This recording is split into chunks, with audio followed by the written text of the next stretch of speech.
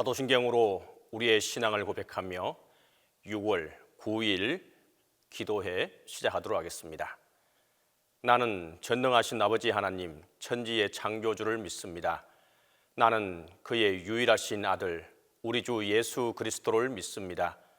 그는 성령으로 잉태되어 동정녀 마리아에게서 나시고 본디오 빌라도에게 고난을 받아 십자가에 못 박혀 죽으시고 장사된 지 사흘 만에 죽은 자 가운데서 다시 살아나셨으며 하늘에 오르시어 전능하신 아버지 하나님 우편에 앉아 계시다가 거기로부터 살아있는 자와 죽은 자를 심판하러 오십니다. 나는 성령을 믿으며 거룩한 공교회와 성도의 교제와 죄를 용서받는 것과 몸의 부활과 영생을 믿습니다.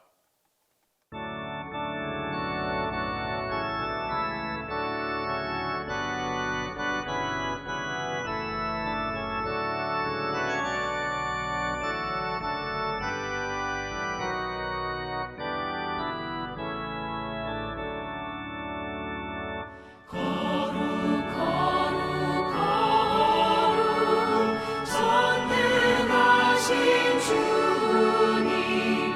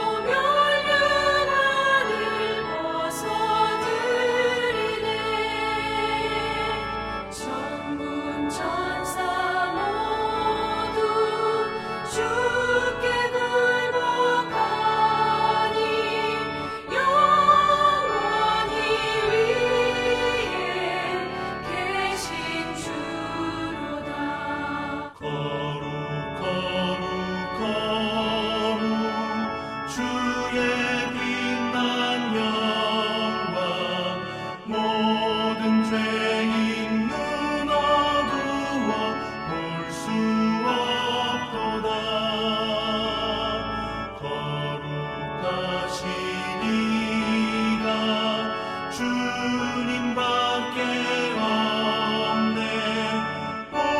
온전히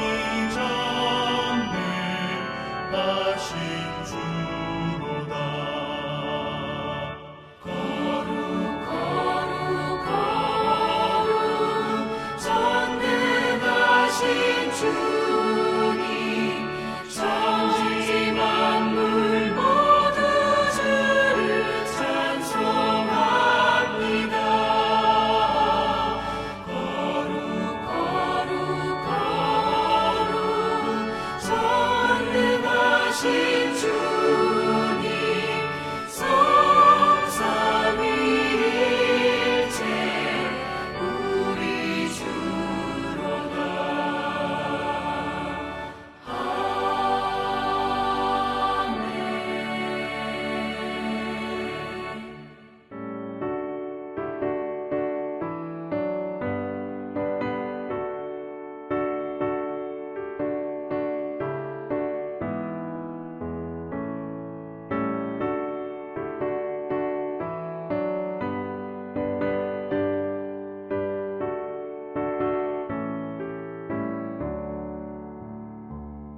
오 놀라운 구세주 예수 내 주, 참 능력의 주시로다. 큰 바위 및 안전한 그곳으로 내 영혼을 숨기시네. 메마른 땅을 종일 걸어가도 나 피곤치 아니하며, 저 위험한 곳 내가 이를 때면 큰 바위에 숨기시고 주 손으로 덮으시네. 오 놀라운 구세주 예수 내 주, 내 모든 짐 벗기시네. 죄 안에서 날 끌어올리시며 또 나에게 힘 주시네.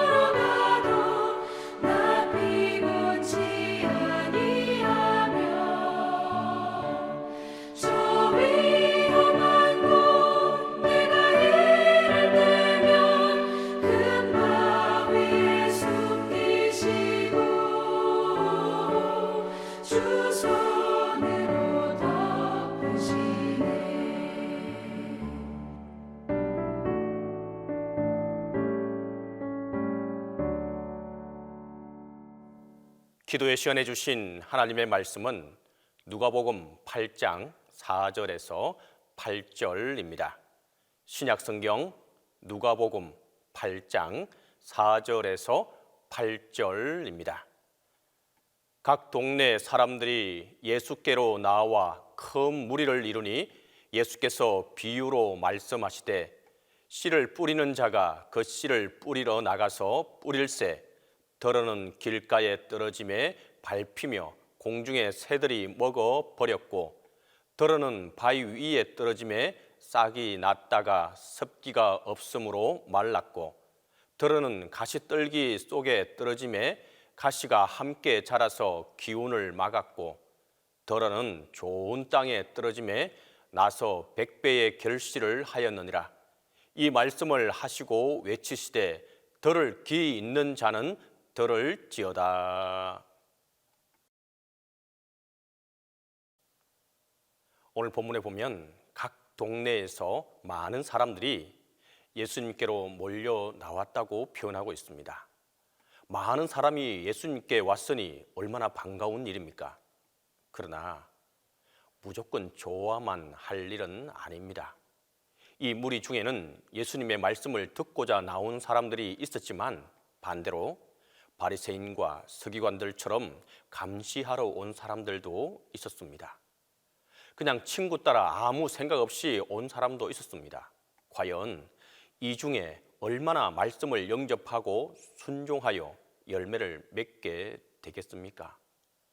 열매 맺는 사람과 맺지 못하는 사람의 차이는 과연 또 무엇일까요? 예수님은 이 질문에 대한 대답을 한 비유를 통해서 가르쳐 주시게 됩니다. 5절부터 8절에 나오는 이 비유는 흔히 씨 뿌리는 자의 비유라고 불립니다. 하지만 내용을 가지고 엄밀히 말하면 4가지 종류의 밭을 비유한다라고 할 것입니다. 어떤 농부가 어깨에 씨앗을 담은 가방을 메고 밭으로 가게 됩니다.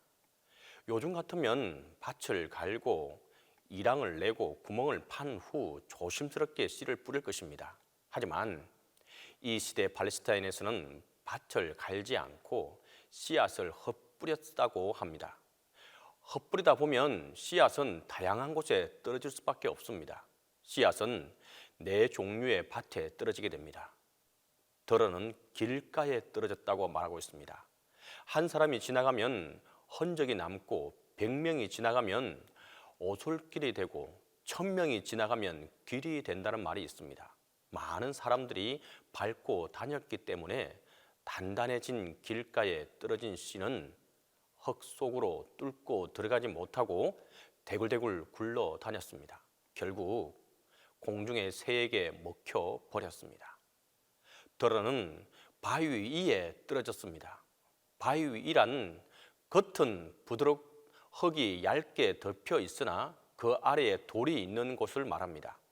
이곳에 떨어진 씨는 흙에 있는 습기를 빨아들여 싹을 냈습니다. 그러나 바위 때문에 뿌리를 내릴 수가 없었습니다. 햇볕이 내리쬐자 점점 시들어 말라버렸습니다.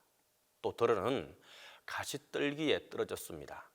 가시떨기는 황무지에서도 자랄 정도로 생명력이 아주 강한 식물입니다. 주위에 물과 양분이 조금이라도 있으면 다 빨아들입니다. 이런 가시떨기 속으로 떨어진 씨는 부드러운 흙 속으로 뿌리를 내렸습니다. 그런데 가시가 함께 자라면서 물과 양분을 빼앗아 갔기 때문에 겨우겨우 명맥만 유지할 뿐 제대로 결실을 하지 못했습니다. 그런데 더러는 좋은 땅에 떨어졌습니다. 좋은 땅에 떨어진 씨는 뿌리를 깊이 내리고 물과 양분을 충분히 공급받았습니다. 그리고 무럭무럭 자라서 추수 때가 되자 100배의 결실을 했습니다. 예수님은 이 비유를 말씀하신 후에 큰 소리로 들을 귀 있는 자는 들을지어다라고 그 무리들에게 외치게 됩니다. 그 자리에 있던 사람들이 이 비유를 듣기는 다 들었습니다. 그런데 들을 귀 있는 자라니 도대체 누구를 가리키는 것일까요? 오늘 본문에 다 함께 읽지 못했지만 9절에 보면 제자들이 이 비유의 뜻을 물으니라고 예수님께 여쭙게 됩니다. 들을 귀 있는 자는 다름 아니라 바로 이 비유의 뜻을 물은 제자들입니다. 다른 사람들은 누구나 다 알고 있는 뻔한 이야기잖아. 우리가 이런 이야기를 들으려고 여기까지 왔나 하며 투덜거리며 돌아갔습니다. 그들은 비유의 뜻을 궁금해하지 않았고 그래서 아무런 질문이 없었던 것입니다. 그런데 제자들은 예수님의 비유에 담긴 의미가 몹시 궁금했습니다. 말씀을 알고 싶은 열망 때문에 예수님께 나와 비유의 뜻을 물었던 것입니다. 예수님은 이런 제자들에게 다음과 같이 말씀하십니다.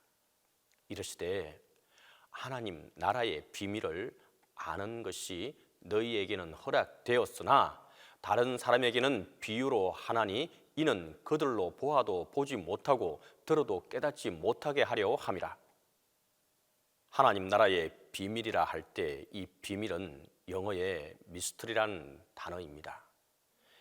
자연 세계에는 누구나 관찰할 수 있지만 설명할 수 없는 미스터리한 현상들이 지금도 많이 일어나고 있습니다. 하나님 나라도 마찬가지입니다. 예수님은 많은 무리들 앞에서 공개적으로 하나님 나라에 관한 비유를 가르쳤습니다. 누구나 다 말씀을 들을 수 있었습니다. 하지만 모든 사람이 하나님 나라를 경험하는 것은 아닙니다. 말씀을 간절히 또 마음으로 듣고 그 의미를 깨닫고자 하는 소원 가진 사람에게 하나님께서 그 눈과 귀를 열어 주시는 것입니다. 하지만 이런 간절함이 없이 아무런 소원도 없이 그저 헐러 듣기만 하는 사람은 영적인 세계가 보이지도 들리지도 않습니다. 시간이 갈수록 점점 더 영적으로 무뎌지고 마음이 굳어질 것입니다. 하나님 나라가 활짝 열리든지 굳게 닫히든지 이 둘 중 하나는 말씀을 들은 모든 사람에게 피할 수 없는 또 피할 수 없이 일어나는 일입니다. 이제 예수님은 들을 귀 있는 제자들에게 본격적으로 비유의 의미를 알려주시게 됩니다. 11절입니다. 이 비유는 이러하니라. 씨는 하나님의 말씀이요 라고 하면서 이제 이 말씀에 대해서 하나씩 풀어서 이후에 모든 것들을 풀어서 말씀해 주시게 됩니다. 그런데 여기 11절에 보면 씨는 하나님의 말씀이요 라고 말하고 있습니다. 이 씨에게 감정이입을 해서 우리가 한 번 더 묵상을 해보기를 원합니다. 여기 한 알의 씨앗이 있습니다. 이 씨에게는 꿈이 있었습니다. 다 자라서 100배의 결실을 맺는 꿈, 또 풍성한 열매를 보고 기뻐하는 농부의 모습을 보고 싶은 꿈이 있었습니다. 드디어 밭으로 떨어질 때 이 씨앗은 이 밭에서 맺게 될 열매에 대한 기대가 얼마나 그 마음에 또 설렜겠습니까? 그런데 밭에 떨어진 씨는 갖가지 순환을 당하게 됩니다. 어떤 씨는 밭이 자기를 전혀 받아들이려 하지 않는 무관심과 냉대를 경험합니다. 뭘 해보기도 전에 공중에 날던 새가 또 그 새의 먹이가 되어 흔적도 없이 사라지고 맙니다. 또 어떤 씨는 뜨거운 태양 아래서 점점 말라가다가 결국 타 죽고 맙니다. 또 어떤 씨는 옆에서 같이 자라는 가시의 강력한 기운에 목이 졸려 숨을 쉴 수가 없습니다. 겨우 맺은 열매라고 해봐야 너무 작고 초라해 실망할 수밖에 없습니다. 결국 씨앗의 꿈은 이루어지지 못하고 맙니다. 씨앗의 일생은 좌절과 또 순환으로 점철될 역사라고 말해도 과언이 아닙니다. 이런 씨앗의 아픔을 생각하면 마음이 너무 짠해지지 않습니까? 씨앗이 이런 대우를 받는다는 것이 너무 부당하지 않습니까? 오늘날 하나님의 말씀이 바로 이 씨앗처럼 순환을 당하고 있습니다. 전도를 해보면 사람들이 얼마나 말씀에 무관심하고 적대심인가 금방 느낄 수가 있습니다. 요즘 TV에 많이 나오는 오은영 박사의 클리닉에서 진료 예약을 하려면 몇 달을 기다려야 한다고 합니다. 하지만 말씀 공부 초청하는 데는 다들 시큰둥합니다. 말씀 공부를 하더라도 말씀 앞에서 내가 변화되기를 원치 않습니다. 딱 선을 그어 놓고 나의 생각, 내 인생의 목표와 방향을 건드리지 말라고 말합니다.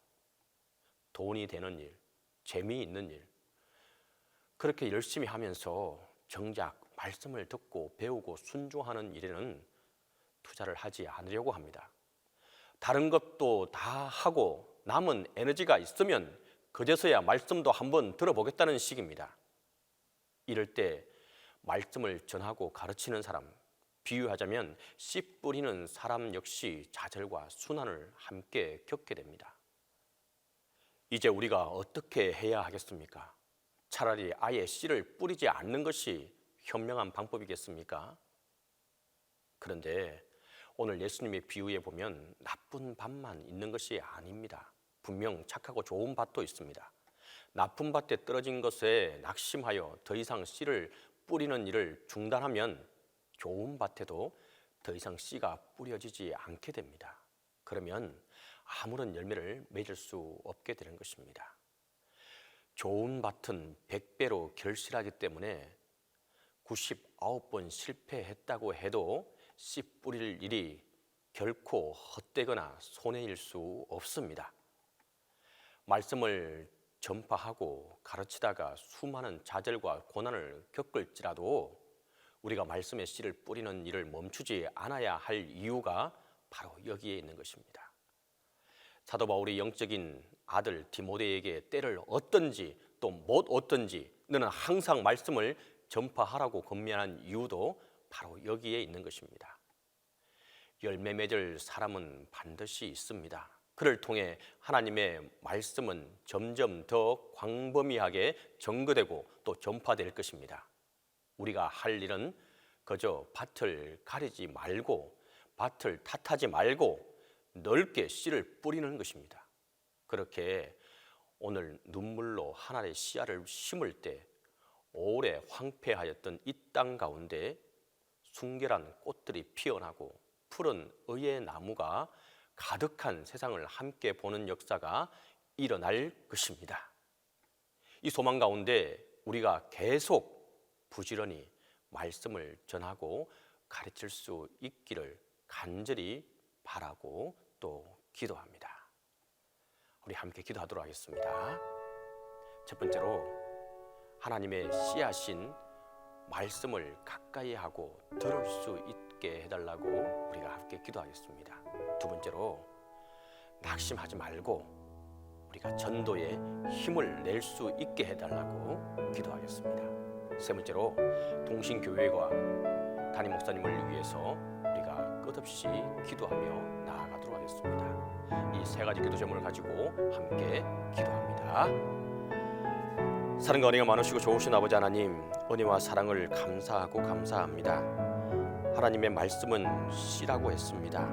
진정으로 우리가 하나님의 이 씨인 말씀을 우리가 매일 묵상하고 또한 이 말씀을 듣고 따라가며 하나님과의 깊은 교제를 이어나갈 수 있도록 하나님 함께해 주시옵소서.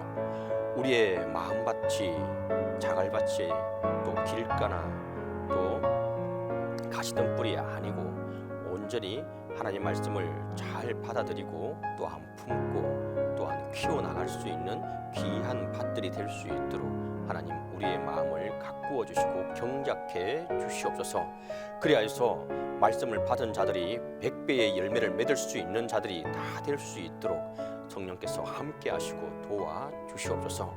그리하여서 우리를 통하여서 많은 사람들이 우리의 모습을 보고 하나님께로 돌아오는 놀라운 역사가 있도록 하나님께서 함께해 주시옵소서.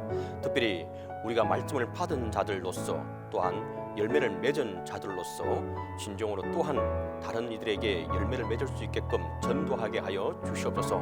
하지만 전도할 때에 길가도 있고 돌짝밭도 있고 가시덤불도 있습니다. 이와 같은 이들을 만날 때 우리가 실망하거나 좌절하지 않도록 도와주시고 하나님 준비하신 또 좋은 밭이 있음을 우리가 기억하고 그들을 향해서 뿌리고 또 뿌릴 수 있도록 하나님께서 우리에게 힘을 주시고 능력을 덧입혀 주시옵소서. 그리하여서 실망하지 않고 끝까지 하나님 말씀을 전가하는데 우리가 온 힘을 다할 수 있도록 성령께서 함께해 주시옵소서. 주님, 이 시간 또한 간절히 바라고 기도하는 것은 동신교회와 담임 목사님을 위해서 기도합니다. 특별히 동신교회를 기억하여 주시고 성령께서 함께해 주시는 가운데 귀하고 아름다운 교회로 성장해 나갈 수 있도록 도와주시고 이 교회에 속한 모든 이들이 좋은 땅에 뿌려진 씨앗과 같이 열매 맺고 풍성히 하나님의 말씀을 증거하는 자들로 살아갈 수 있도록 하나님께서 함께해 주시고 도와주시옵소서. 성령의 은혜가 늘 항상 풍성히 넘치는 동신교회가 되게 도와주시고 이 교회에 속한 모든 이들에게 하나님의 크신 은혜가 함께할 수 있도록 도와주시옵소서. 담임 목사님 영육간에 강건케 도와주시고 성령의 은혜가 함께하게 도와주시고 영육간의 강건함으로 붙들어 주시옵소서. 목회 나가실 때 어려움 당하지 않도록 도와주시고 성령께서 함께해 주시고 주님의 지혜가 함께하는 귀한 목회자로 세울 수 있도록 도와주시옵소서. 이제는 주님께서 가르쳐주신 기도로 기도에 마치도록 하겠습니다. 하늘에 계신 우리 아버지, 아버지의 이름을 거룩하게 하시며 아버지의 나라가 오게 하시며 아버지의 뜻이 하늘에서와 같이 땅에서도 이루어지게 하소서. 오늘 우리에게 일용할 양식을 주시고 우리가 우리에게 잘못한 사람을 용서하여 준 것 같이 우리 죄를 용서하여 주시고 우리를 시험에 빠지지 않게 하시고 악에서 구하소서. 나라와 권능과 영광이 영원히 아버지의 것입니다.